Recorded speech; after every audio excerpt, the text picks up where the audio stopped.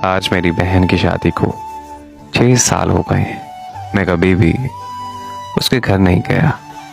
ईद, शब बारात, खुशी गमी कभी भी नहीं। बस अब्बू या अम्मी जाते हैं। मेरी बीवी मुझे एक दिन कहने लगी कि आपकी बहन जब भी आती है उसके बच्चे घर का हाल बिगाड़ कर रख देते हैं, खर्चा डबल हो जाता है। और तुम्हारी माँ हमसे छुप छुपा कर कभी उसको साबुन की पेटी देती है, कभी कपड़े, कभी सर्फ के डिब्बे और कभी कभी तो चावल का थैला भर देती है। अपनी माँ को बोलो कि ये हमारा घर है, कोई खैरात सेंटर नहीं। मुझे अपनी बीवी की बातें सुनकर बहुत गुस्सा आया। मैं बहुत बामुश्किल से अपने घर का खर्च पूरा कर रहा हूँ और मेरी माँ सब कुछ मेरी बहन को दे देती है।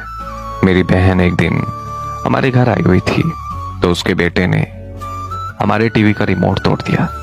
मैं माँ से गुस्से में कह रहा था कि अम्मी, बहन से बोलो कि यहाँ ईद पर आया करे बस, और ये जो आप साबुन, सर्फ और चावलों का थैला भर कर देती है ना, इसको ज़रा बंद करें।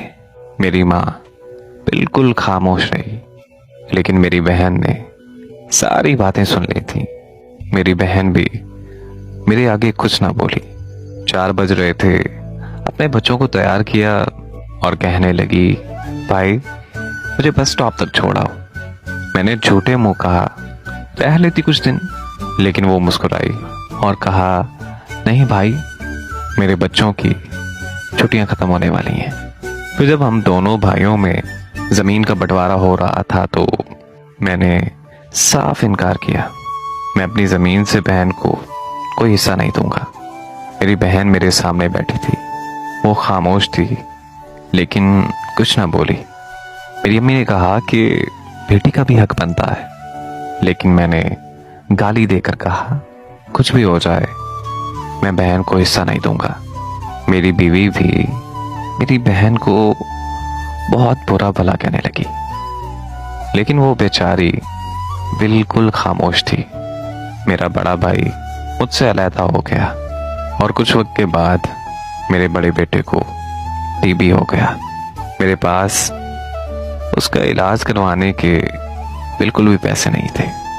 बहुत ही परेशान था मैं और हर बंदे से कर्ज भी ले चुका था, लेकिन मेरी परेशानी टलने का नाम ही नहीं ले रही थी।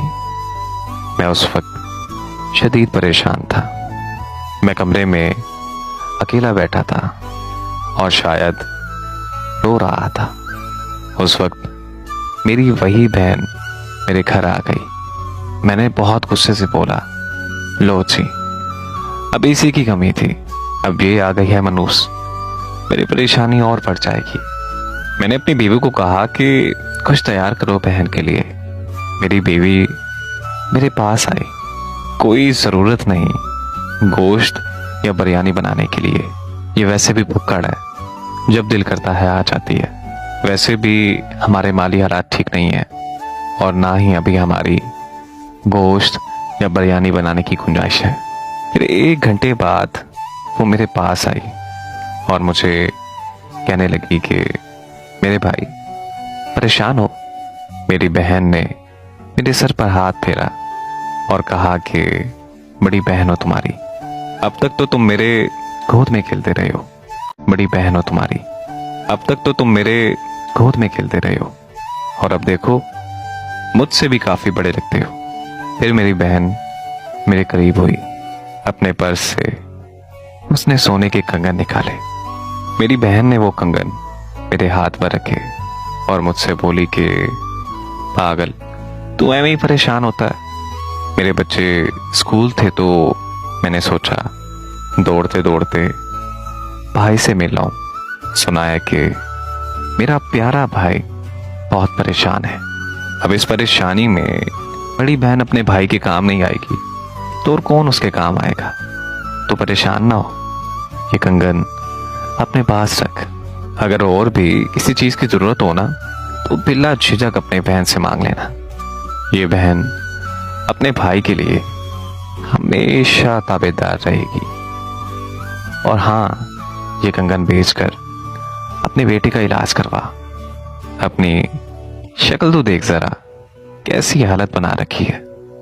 मेरी आंखों से आंसू रुकने का नाम ही नहीं ले रहे थे। मैं खामोश था और अपनी बहन की तरफ मुसलसल देखे जा रहा था। फिर वो आहिस्ता से मेरे पास आई और हल्के से मेरे कान में बोली कि इन कंगन के बारे में किसी को भी मत बताना। तुझे मेरी कसम है। मेरी बहन ने मेरे माथे पर बोसा किया और 1000 रुपये मुझे दिए, जो 150 के नोट थे। शायद उसकी जमा पूंजी थी। वो पैसे मेरी जेब में डालकर बोली कि इन पैसों से बच्चों को गोश्त ला देना, और बार बार तुझे कह रही हूं कि परेशान ना हुआ कर। अभी तेरी बहन जिंदा है, कोई भी मसला हो तो अपनी बहन के पास आना। वो जल्दी जल्दी अपने घर जाने लगी। मैंने उसके पैरों की तरफ देखा। उसने टूटी हुई जूती पहनी हुई थी, सर पर पुराना सा दुपट्टा ओढ़ा हुआ था। जब भी मेरे घर आती थी तो वही पुराने वाला दुपट्टा ओढ़ कर आती थी। मैं अपनी बहन की इस मोहब्बत में मर गया था। यकीन करो यार, हम भाई बहुत मतलब परस्त होते हैं, और इधर बहनों को देखो, भाइयों का जरा सा भी दुख बर्दाश्त नहीं कर सकती। मैं हाथ में उसके कंगन पकड़े जोर जोर से रो रहा था। उस दिन एक बात समझ में आई। बहनें अपने घर में खुदा जाने कितने हजारों दुख दर्द सह रही होती हैं। मैं उन भाइयों से गुजारिश करता हूं कि जो अपनी बहनों को पसंद नहीं करते, कुछ लम्हों के लिए अपनी बहनों के पास बैठकर उनका हाल चाल पूछ लिया करें। वो हमेशा अपने भाइयों की तलबगार होती हैं कि उनका भाई उनका सहारा है, उनका मान है। बहनें माँ का दूसरा रूप होती हैं, और इसमें कोई शक नहीं है कि माँ के बाद बहनें ही घर को संभालती हैं। मेरी दुआ है कि अल्लाह पाक हर बहन को सलामत रखे और हर बहन के अच्छे नसीब करे। आमीन।